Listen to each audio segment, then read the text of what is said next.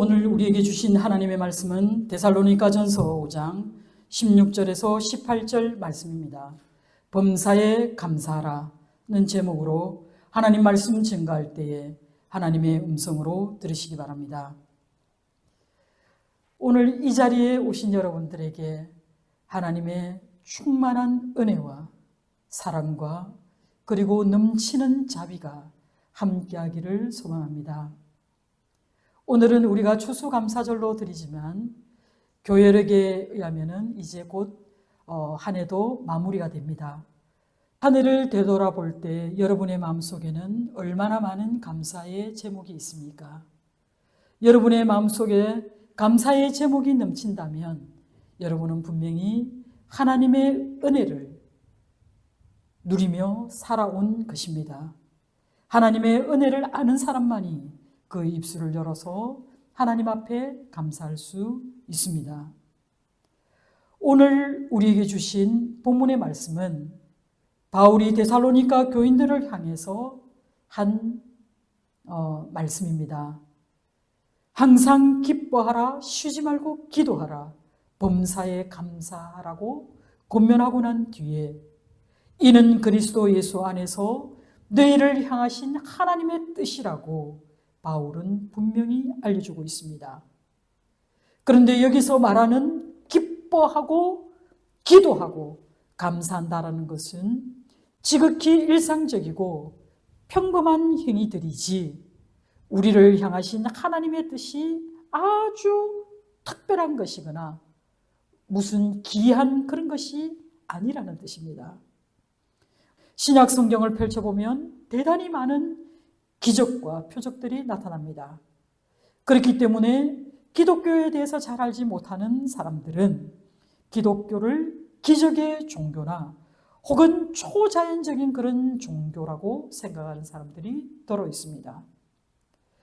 기독교의 이 기도를 그들이 알고 있는 그런 무속적인 신앙같이 접신하는 그런 형태로 보거나 그리고 기독교의 이 예배를 제의적인 성격으로 접근하여서 이 신앙을 마치 기복주의 신앙으로 잘못 이해하는 사람들이 있습니다.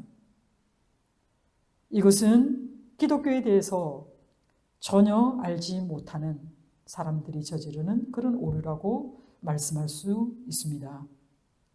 하나님께서 초자연적으로 그리고 신비롭게 하나님을 나타내시기도 하였지만 하나님께서는 지극히 정상적이고 그리고 자연적인 것을 결코 배제하지 않는다는 겁니다. 오히려 하나님께서는 정상적이고 자연적인 방법을 통해서 더 많은 일들을 행하십니다. 우리를 향하신 하나님의 뜻의 대부분은 우리의 삶 속에서 드러나는 그런 지극히 일상적이고 상식적인 것을 우리는 우리의 삶을 통해서 경험하고 또 확인하고 있습니다. 하나님께서 우리가 현재 처해 있는 일상의 경험과 삶 속에 더욱 깊이 개입하셔서 그분의 뜻을 우리에게 전해주기를 원하십니다. 바울은 오늘 우리에게 본문의 말씀을 통해서 우리의 신앙과 생활에 있어서 세 가지의 지침을 권면해 주고 있는데요. 이 세 가지는 아주 상호간의 유기적인 관계성을 띠고 있다는 것입니다.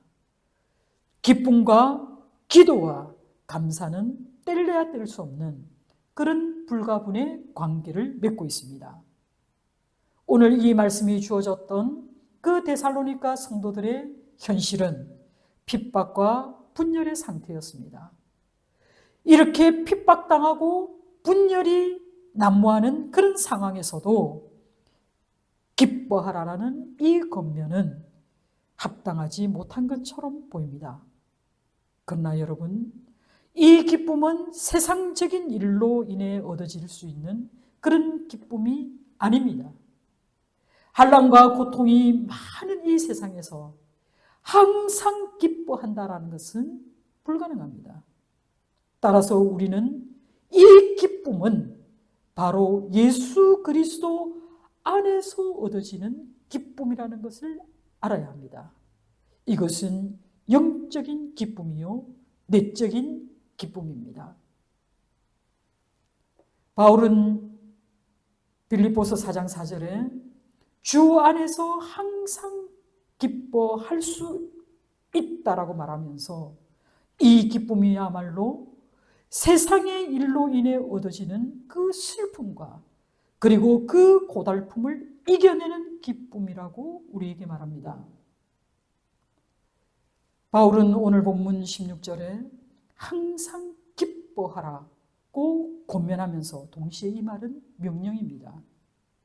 사실 기뻐한다라는 것은 영적인 자발적인 감정이지 억지로 강요되어지는 그런 감정은 아닙니다.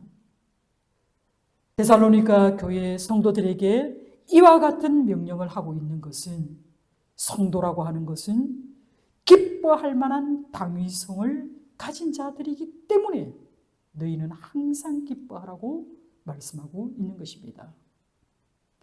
참된 성도는 매 순간 기뻐할 수밖에 없는 존재들입니다.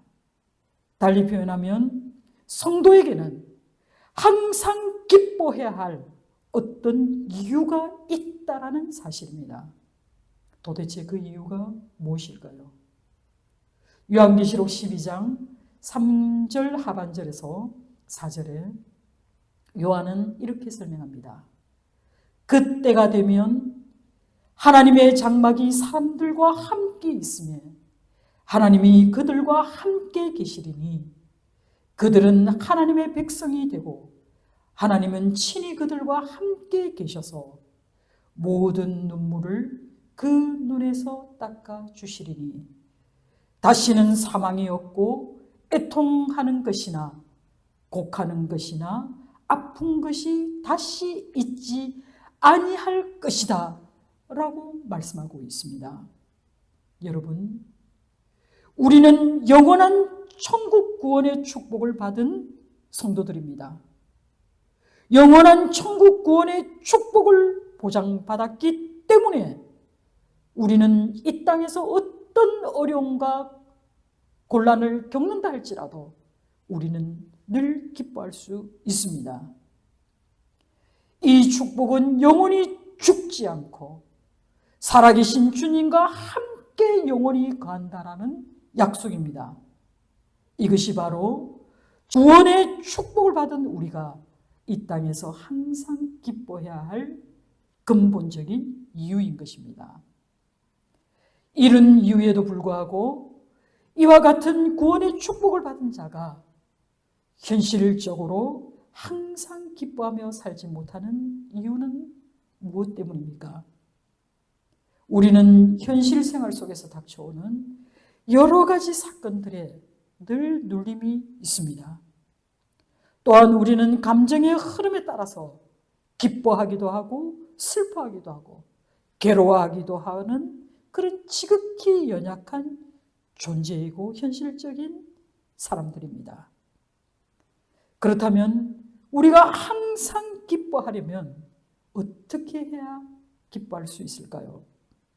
그것은 바로 장래에 완성될 영원한 하나님의 축복을 우리의 현실 속으로 끌어오는 것입니다. 하나님과 영원히 함께 거하게 되리라는 그 구원의 축복을 바로 우리의 삶 속에서 실현해내는 것이 바로 항상 기뻐할 수 있는 그 근거가 되는 것입니다. 그런 삶이 가능한 곳, 그곳이 바로 우리 교회입니다. 그런 삶이 실현되는 곳이 바로 우리의 가정이 되어야 할 줄 믿습니다. 그러기 위해서 성도는 인생의 궁극적인 관심사를 오직 주님께 두어야 합니다. 오직 주님 한 분만으로 만족할 때 우리는 하나님과 함께함으로 얻어지는 그 삶이 우리에게 얼마나 유익하고 즐거운지를 경험하게 될 것입니다. 이것이 곧 성도가 항상 기뻐할 수 있는 근거이고 또 실제 장차 있을 그 영광된 구원의 축복을 우리의 교회에서, 우리의 가정에서, 우리의 삶의 모든 터에서 우리가 누릴 수 있는 것입니다. 이처럼 장래의 일을 현실의 삶 가운데서 실현할 때 우리는 항상 기뻐할 수 있는 삶을 살아가게 될 것입니다. 사랑하는 성도 여러분, 우리 마음속에 솟아나는 그 기쁨으로 선을 행하는 것이 바로 하나님의 기뻐하시는 뜻이다 라고 바울은 우리에게 말합니다. 신학자 엘 모리스는 용서가 기쁨으로 생명을 위하여 끓어오르는 순전한 그리스도의 열정을 가지고 일을 할 때 그는 하나님의 기쁨의 대상이 된다라고 말하고 있습니다. 그렇습니다. 성도의 모든 일상 속에서 자연스럽게 흘러넘쳐야 할 덕목이 바로 항상 기뻐하는 것입니다.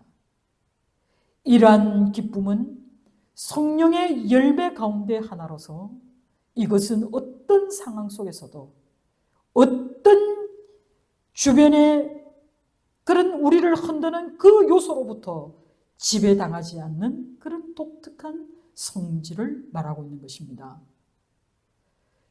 이러한 환경에 지배되지 않고 절대적이고 초월적인 기쁨은 바로 우리 하나님과의 관계 속에서 실현됩니다.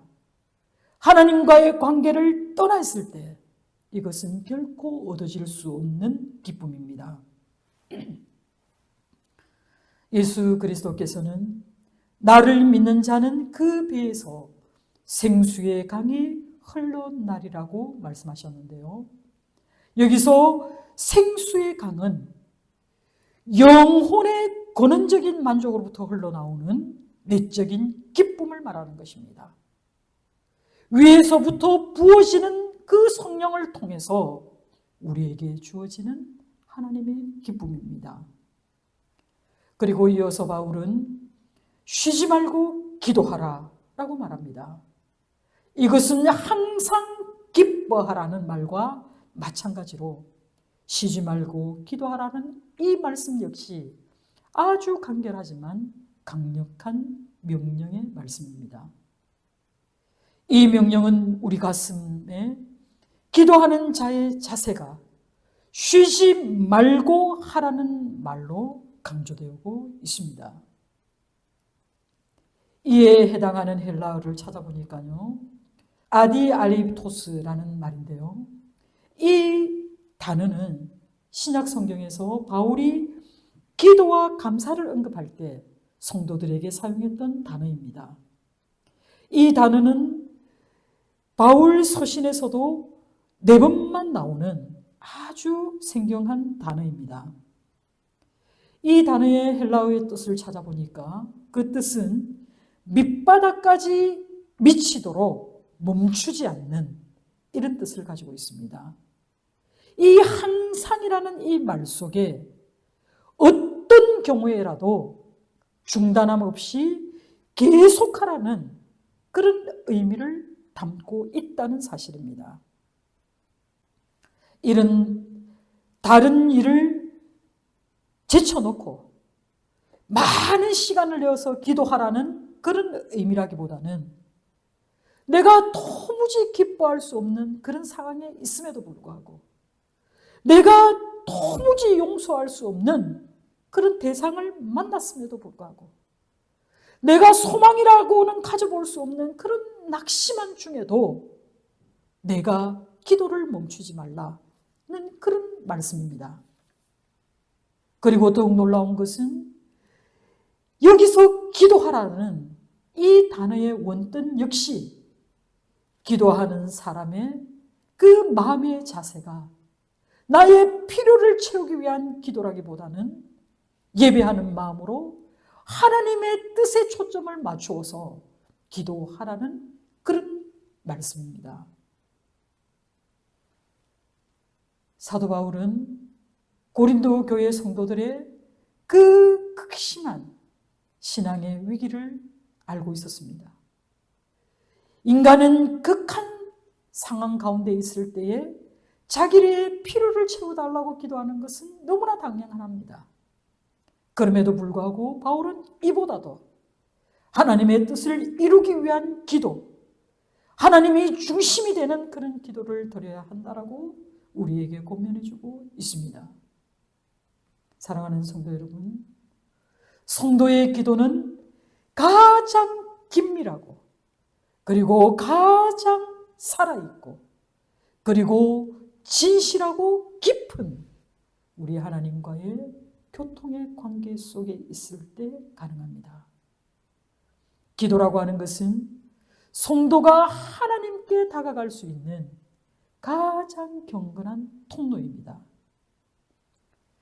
이런 이유로 기도는 오랫동안 인간의 호흡에 비유되고 있습니다. 인간의 호흡이 끊어진다면 그는 살아있는 존재라고 말할 수 없을 것입니다. 성도가 하나님과 깊은 교통의 관계, 즉 하나님과의 기도가 끊어진다면 그 사람 역시 살아있는 사람이라 말할 수 없기 때문에 바울은 지금 호흡하고 있는 우리 모두에게 쉬지 말고 기도하라고 명령합니다. 그렇습니다. 여러분, 기도는 성도에게 부과된 명령입니다. 이것은 성도들이 자의적으로 내가 하고 싶으면 하고 하기 싫으면 안 해도 되는 그런 것이 아니라 반드시 지속적이고 또 반드시 해야 할 그런 의무라는 사실입니다. 그럼에도 불구하고 오늘날 많은 성도들이 어떻습니까? 기도하지 않습니다. 기도는 마치 긴급할 때 사용하는 어떤 무기 같습니다. 때로는 자신의 필요를 채워달라고 자기의 유익을 바라며 꺼내 쓰는 그런 보험 정서 정도로 여기는 경향이 있습니다. 그들은 기도라는 것을 오해해서 절박하고 간절할 때 구하기만 하는 것이라고 알고 있기 때문에 그들은 기도를 이렇게 사용합니다. 물론 우리 하나님께 간구해야 합니다. 우리 하나님께 우리의 바람을, 우리의 생각을 진솔하게 이야기해야 합니다.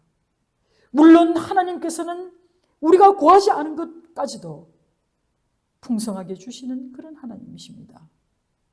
그러나 이보다 더 중요한 것은 기도는 우리 하나님과의 긴밀한 관계 속에 있는 것이고 또 기도는 그 하나님과의 관계 속으로 들어가는 관문입니다. 그렇기 때문에 우리는 매 순간 기도할 수 있어야 되고 또 그 기도는 하나님과의 관계 속에서 이루어져 가야 함을 기억하시기 바랍니다.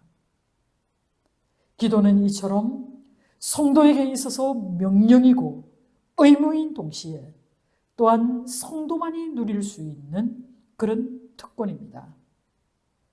이것은 성도 외에는 다른 어떤 사람도 지닐 수 없는 그런 놀라운 권한을 우리에게 주셨습니다. 왜냐하면 기도는 하나님의 능력이 임하는 통로이기 때문에 그렇습니다.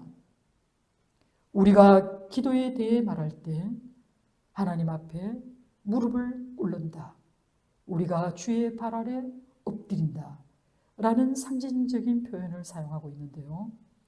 이것은 우리가 나 자신이 하나님 앞에서 얼마나 무능한 자인가를 인정하는 행위입니다. 그리고 전지전능하신 그 하나님만을 내가 전적으로 의지하겠다라는 그런 모습을 말로 이렇게 표현하는 것입니다.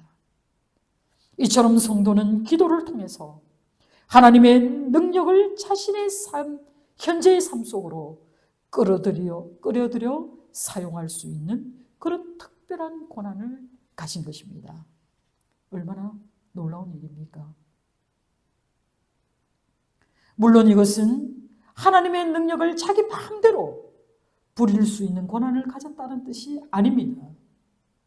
기도를 통해서 하나님의 뜻과 능력 앞에 전적으로 순종하겠다라는, 그리고 그 순종을 우리의 현실의 삶 속으로 끌어들여서 하나님이 지금 이곳에서 지금 이 시간에 충분히 역사하실 수 있도록 우리가 간구하는 것입니다. 이처럼 주님께서 우리에게 기도를 간절히 요구하시고 또 명령하신 이유도, 기도는 바로 구원받은 우리, 즉 하나님의 자녀가 된 우리에게 주어진 놀라운 특권이고 또 하나님의 은혜를 우리가 마음껏 누릴 수 있도록 주신 하나님의 선물입니다.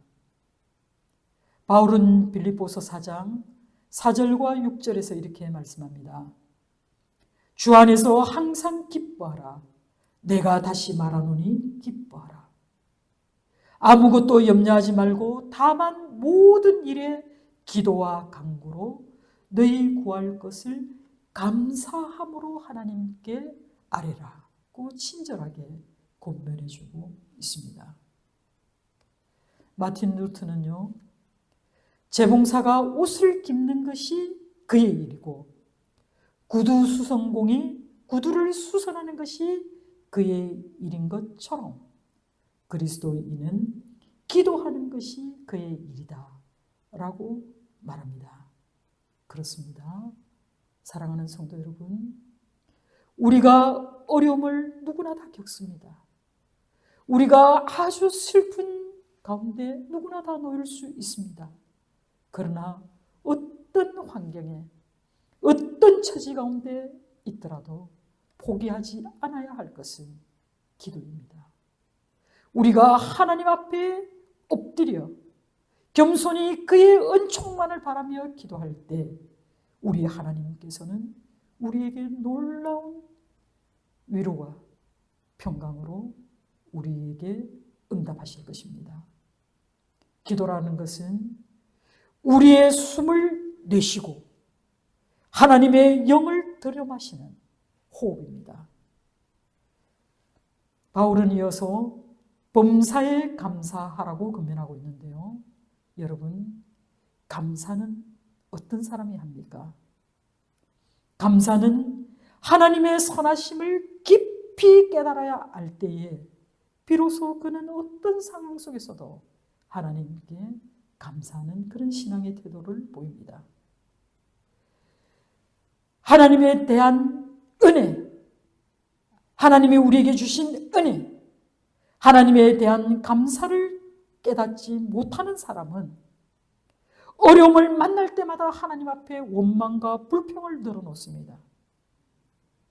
출애굽 이후 광야 40년 동안 그들이 광야를 지날 수밖에 없었던 이유도 그들이 하나님께 감사하는 것을 잊었기 때문입니다.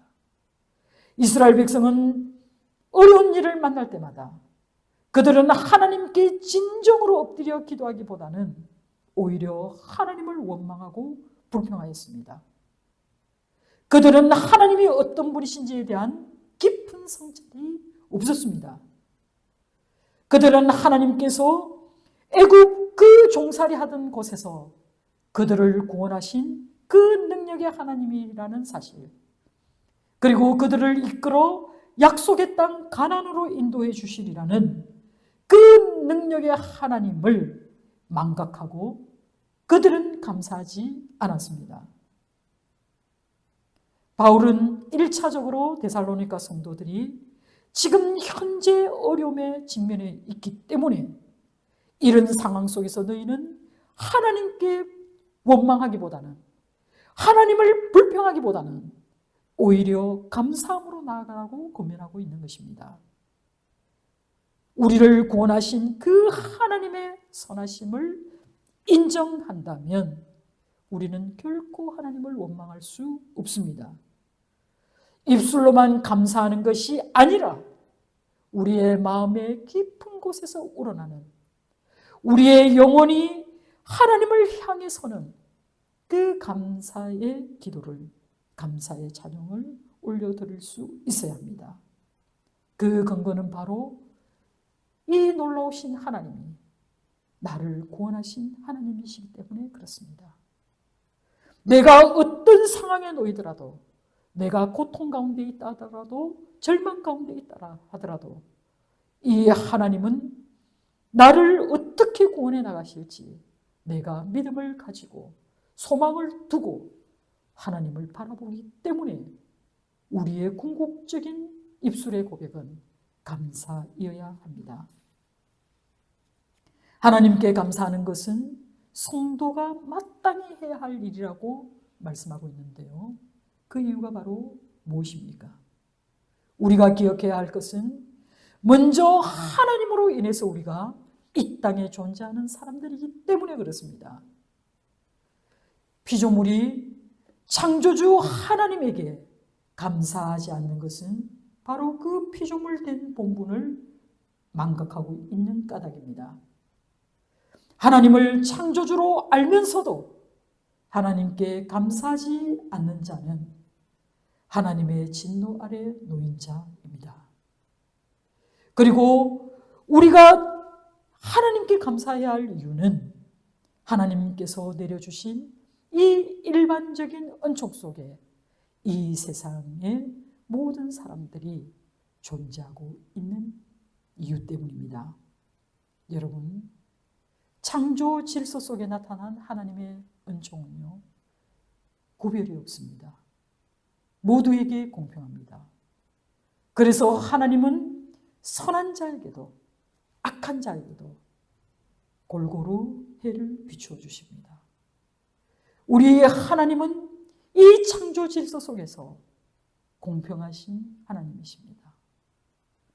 우리의 하나님께서는 모든 인생들에게 모든 조건에서 하나님을 찾아내고 그 놀라우신 하나님께 감사함으로 나아오기를 원하십니다.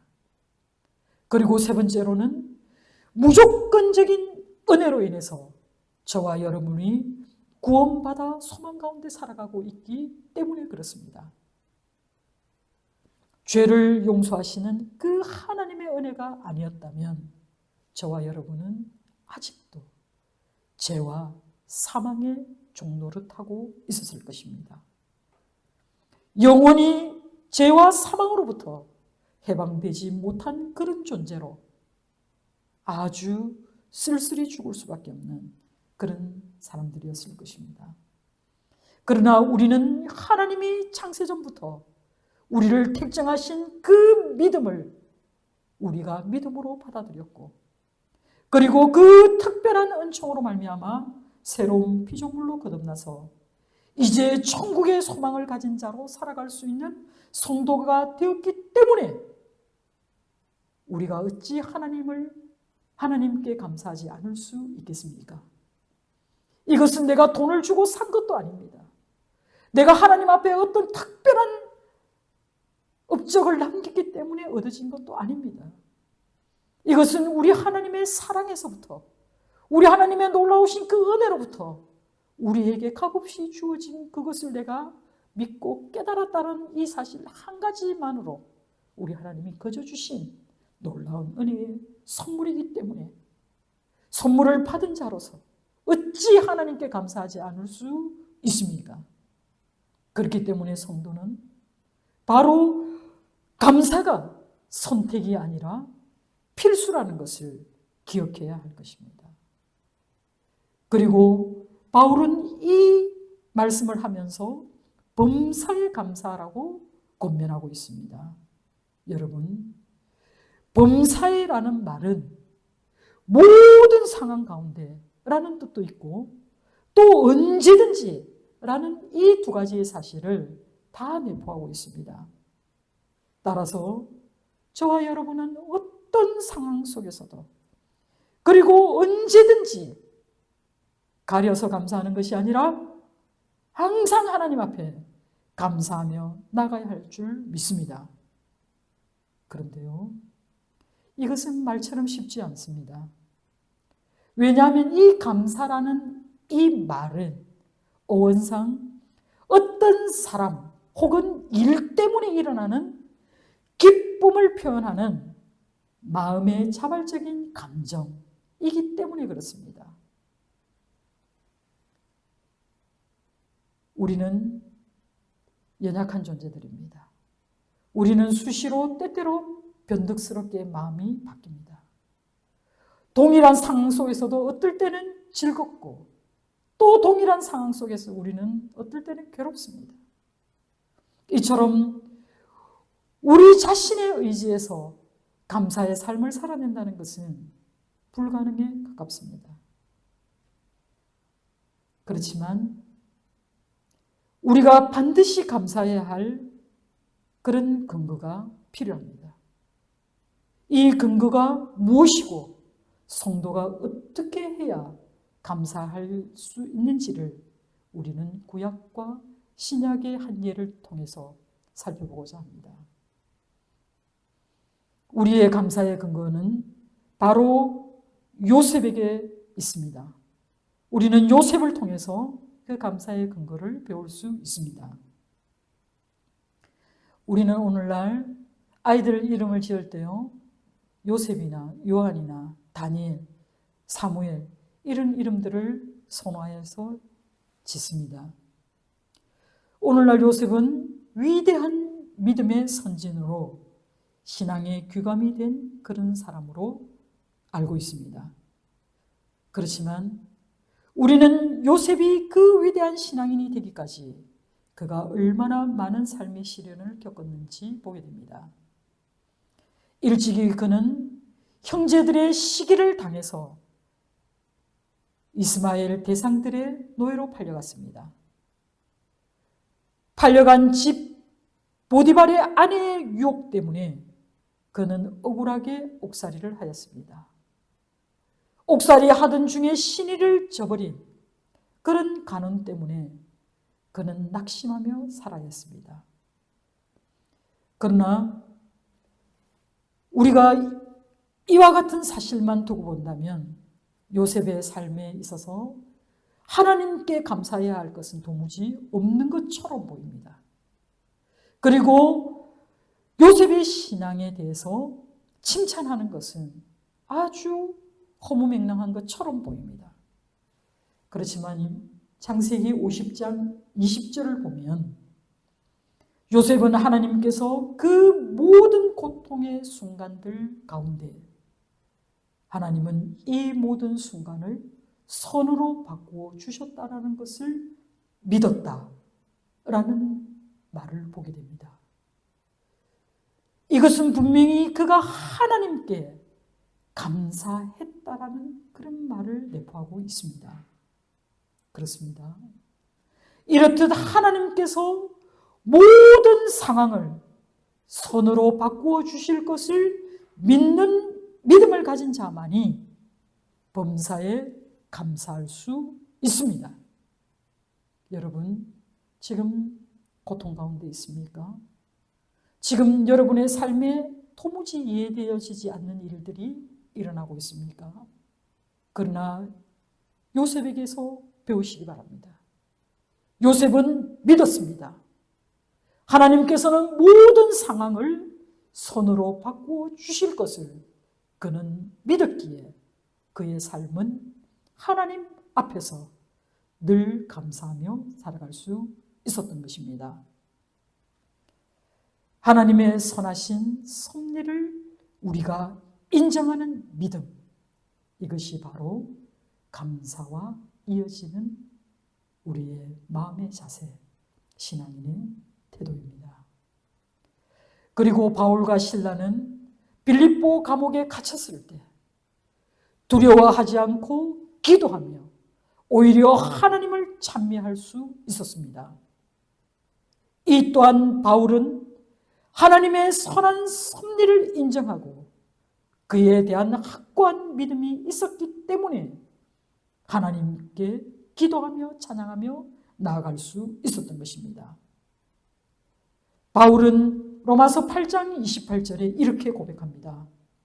우리가 알거니와 하나님을 사랑하는 자, 곧 그 뜻대로 부르심을 입은 자들에게는 모든 것이 합력하여 선을 이루느니라. 아멘. 그렇습니다. 하나님은 우리를 부르실 때에 하나님의 선한 사역에 합력하기 위해 우리를 부르셨습니다.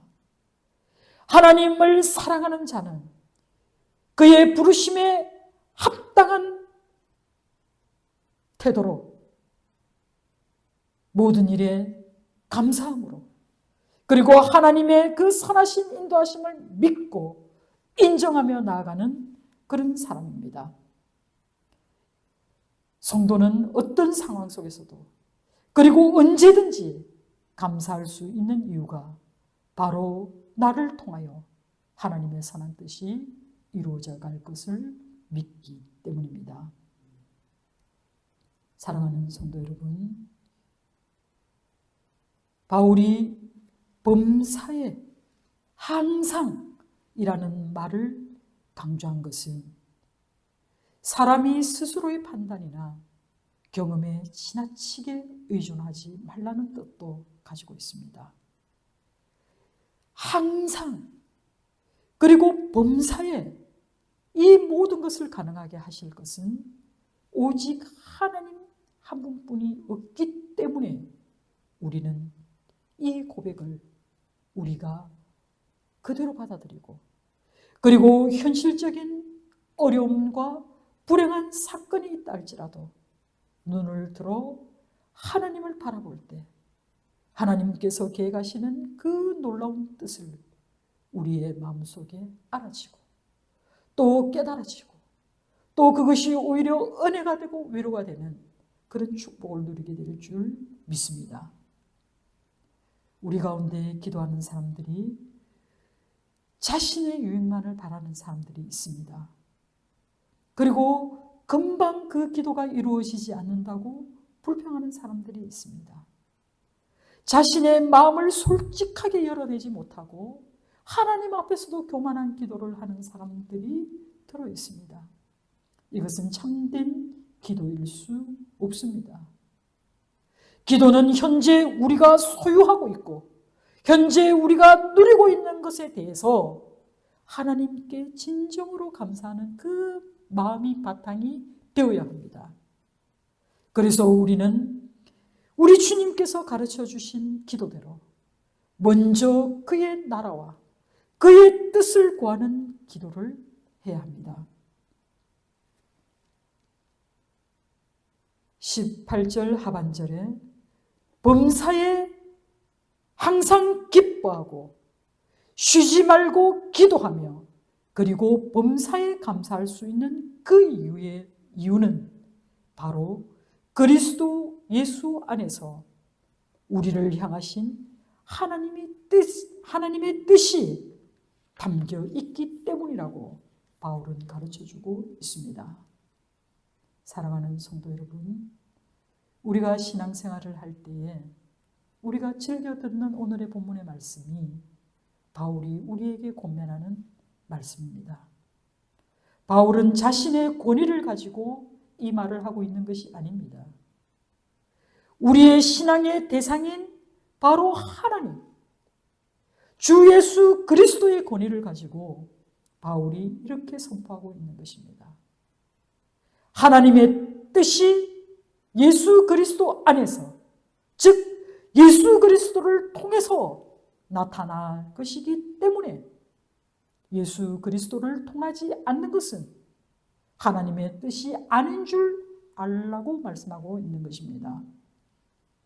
사랑하는 성도 여러분, 우리가 빛을 향해 선다면 어둠은 우리의 뒤에 있을 것입니다. 그러나 만일 우리가 어둠을 향해 선다면 빛이 우리의 뒤에 있게 될 것입니다. 우리를 향하신 하나님의 얼굴을 바라보시기 바랍니다. 그 하나님의 얼굴을 바라볼 때 하나님의 그 선하신 뜻이 무엇인지 깨달아 알게 될 것입니다. 우리가 하나님 앞에 서는 그 길은 기도의 자리로 나아가는 것입니다. 겸손하고 경건하고 그리고 복 주시리라 약속하신 그 하나님의 품성에 의지해서 우리가 기도하며 나아갈 때 우리는 주님이 주시는 그 놀라운 기쁨과 그리고 하나님과의 그 깊은 교제와 그리고 우리 주 예수 그리스도의 그 뜻 안에서 이루어진 많은 구원을 우리가 바라보게 될 줄 믿습니다. 사랑하는 성도 여러분, 추수감사절을 맞이하여서 여러분들의 감사 제목이 넘쳐나기를 간절히 소망합니다. 여러분들의 그 넘쳐나는 그 감사 제목은 내가 얼마나 하나님의 은혜를 누리고 살았는지에 대한 고백이 될 것입니다.